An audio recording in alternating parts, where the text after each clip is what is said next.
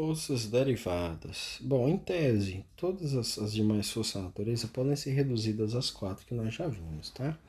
E é por isso que essas quatro são ditas fundamentais. Sendo que às vezes é mais conveniente a gente usar alguns tipos de modelos. Por exemplo, forças interatômicas. Bom, elas são de natureza eletromagnética, né? Vamos pegar aqui o caso do cristal do sal de cozinha, que é o Na mais Cl menos, né?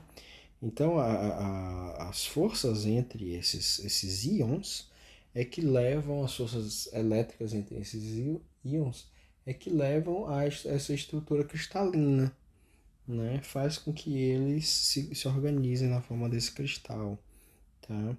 Essas forças elétricas, elas também ocorrem quando você tem moléculas neutras, né? Você tem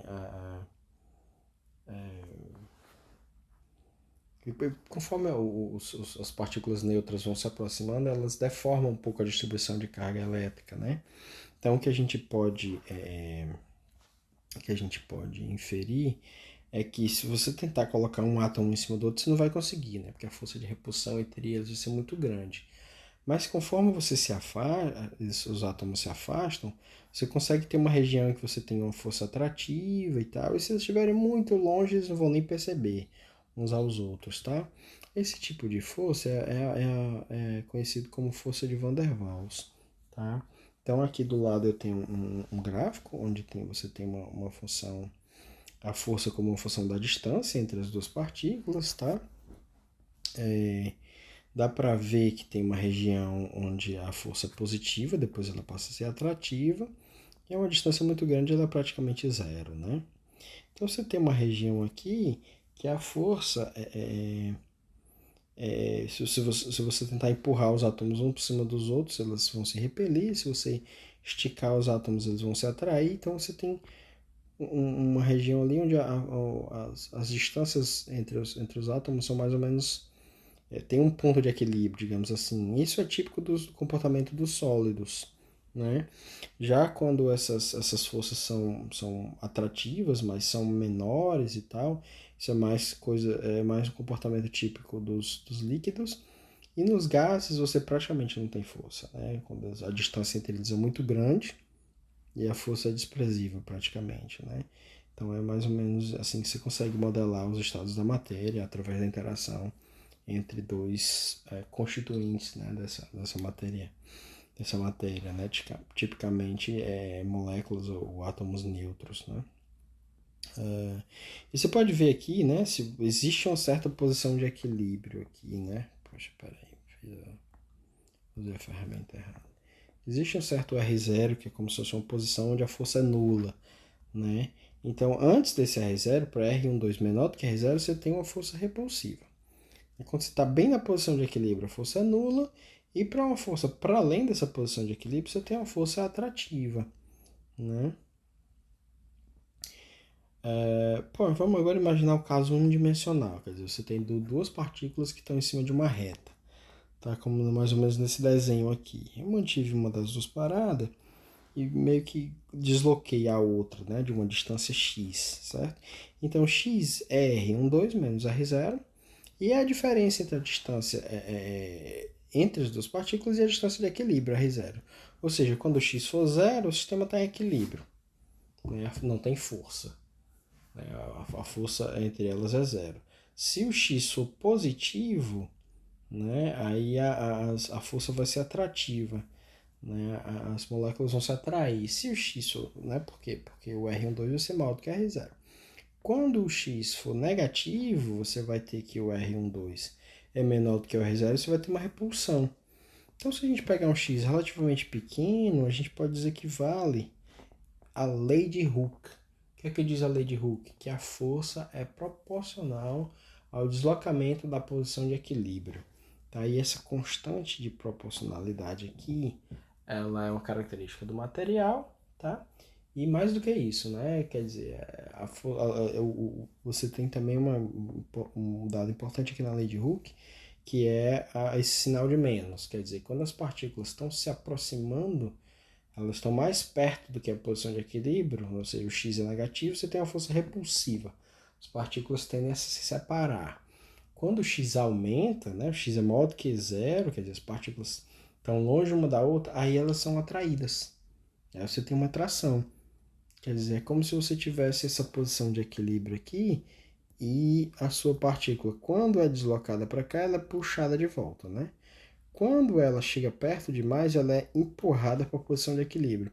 Ou seja, a tendência é ela ficar aqui oscilando em torno da posição de equilíbrio. Mais na frente nós vamos ver que esse tipo de força é exatamente o tipo de força de um oscilador, tá bom? Deixa eu apagar esses rabiscos aqui. Bom, então essas forças elétricas, elas podem, de alguma forma, ser modeladas aqui pela lei de Hooke, do mesmo jeito que a gente modela a força numa mola. Tá? Então, se você você comprimir a mola, se tiver X negativo, né, se a mola for comprimida em relação à posição de equilíbrio dela, né, você vai ter um X negativo e você vai ter uma força repulsiva. Se você esticar a mola para além da posição do equilíbrio dela, o que, que a mola vai querer fazer? Vai querer se comprimir de novo, vai querer se enrolar de novo, vai querer voltar para a posição de equilíbrio. Tá? Em qualquer dos casos, o que é que você vai ter? Você vai ter que F é igual a menos K vezes X. X positivo, o F é negativo, atrativo.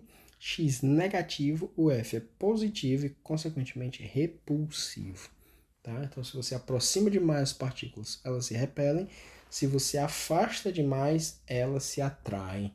Mais ou menos como um movimento de uma sanfona. Tá?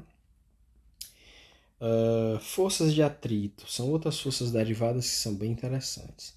Forças de atrito. Pessoal, imagine que você tem aqui um bloco, certo? E o seu bloco está em equilíbrio, está paradinho lá e tal. Aí o que é que você faz? Você vai e aplica uma força F, inicialmente bem pequena, praticamente zero, do zero. E aí você vai aumentando, vai fazendo com que essa força aqui vá sendo cada vez mais forte. O que é que vai acontecer? Conforme você vai empurrando, surge uma força de atrito que é oposta, que se opõe ao movimento. A força de atrito sempre se opõe ao movimento. Sempre. E é fácil de você entender por que é sempre. Porque, poxa, se a força de atrito fosse a favor do movimento, ela estaria empurrando o movimento, né? Seria uma força que ia promover o movimento, você teria um movimento acelerado, né? Não vai acontecer. Tá? E aí, assim, se você fizer esse experimento que eu falei, né? Assim, começa a aplicar uma força e vai aumentando essa força, você vai ver que esse bloco vai ficar parado, né? Enquanto o módulo da força aplicada, da força F, não atingir um certo valor crítico, que nós vamos chamar aqui de FE, que é a força de atrito estático. Tá? Enquanto o módulo da força aplicada for menor do que FE, o que acontece? A força de atrito vai se ajustando. Né? Eu preciso entender, pessoal, a força de atrito ela tem um valor máximo, mas ela não é sempre igual ao valor máximo. Porque pense bem, você vai lá e você aplica uma pequena força. Como é que o atrito vai reagir com uma força maior do que aquela que você aplicou? Não vai. O atrito só vai reagir tanto que da força que você aplicou, só vai chegar no valor máximo. Até a hora que o atrito não vai mais conseguir segurar e você vai empurrar, né, o seu bloco para frente. Tá?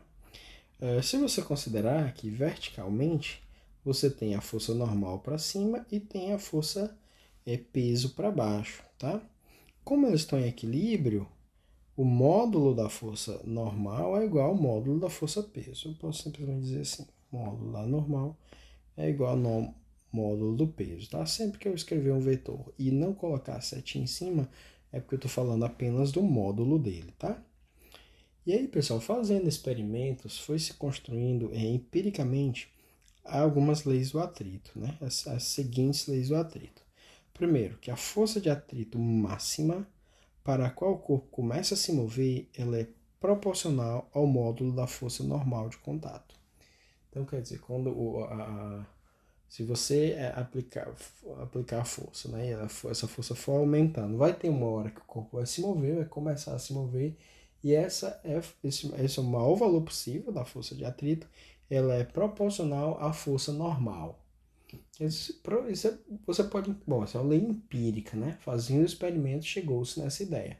Mas você pode tentar entender assim, poxa, como é que vai ter atrito entre duas superfícies que não estão se encostando? né? Então, se a normal for zero, se as duas superfícies nem encostarem uma na outra, é razoável que não haja força de atrito, tá? Outra coisa que você pode pensar, bom, se as superfícies estiverem sendo...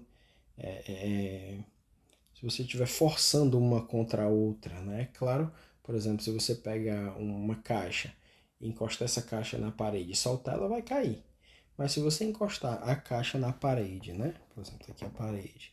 Aí você vai e coloca uma caixa aqui, né? Se você colocar, ela vai cair.